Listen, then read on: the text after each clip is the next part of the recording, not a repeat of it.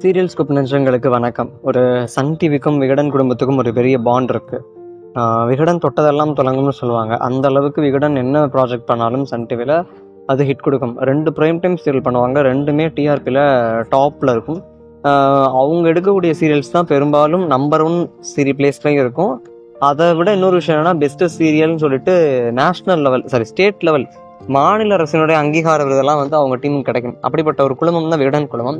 அவங்களுக்கும் சன் டிவிக்கும் இருந்த அந்த பாண்டிங் உடஞ்சு போயிருக்கு. நாயகி சீரியலுக்கு அப்புறம் ஒரு 3 வருஷத்துக்கு மேலே ஆயிடுச்சு அந்த பாண்டு உடஞ்சு. இப்போ மீண்டும் அது இணையறதுக்கான பேச்சு அடிபட்டு இருக்கு. நாயகி சீரியல்னால பிரிஞ்சனாங்க, நாயகியாலேயே சேரும்னு சொல்லிட்டு நாயகி சீசன் 2 கூடி சீக்கிரம் வரப்போகுது. அதுவும் ஒரு சூப்பரான டைமிங்ல வரப்போகுது அப்படின்லாம் சொல்லியிருக்காங்க. பட் இன்னைக்கு இப்போதைக்கு அந்த கதைக்களம் தான் டிஸ்கஸ் பண்ணிட்டு இருக்குன்னு சொல்றாங்க. இதுல லீட யாருன்னா நம்ம கவின் சித்திட்டுள்ள கவின் கேரக்டர் பண்ணார்ல, அவர் தான் இதுல லீட் ரோல் பண்ண போறதா பேசிட்டு இருக்காங்க. விகடன் குடும்பம் மீண்டும் சன் டிவிக்கு வருவாங்களா மாட்டாங்களான்னு உங்களோட சேர்ந்து நானும் அவரோட காத்திருக்கேன் மக்களே.